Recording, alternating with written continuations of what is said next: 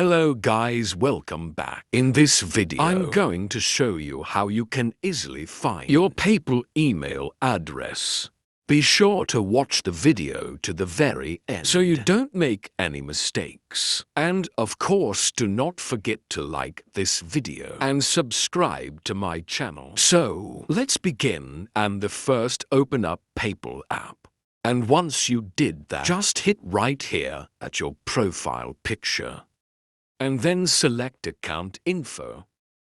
And it will show you right here at the very first position your current PayPal email. Now you can write down in the comments if you have any questions about that tutorial. And also, I recommend you to check out my PayPal tutorial playlist, which you can easily find in the description. Hit the like button if you like that video, and see you in the next one.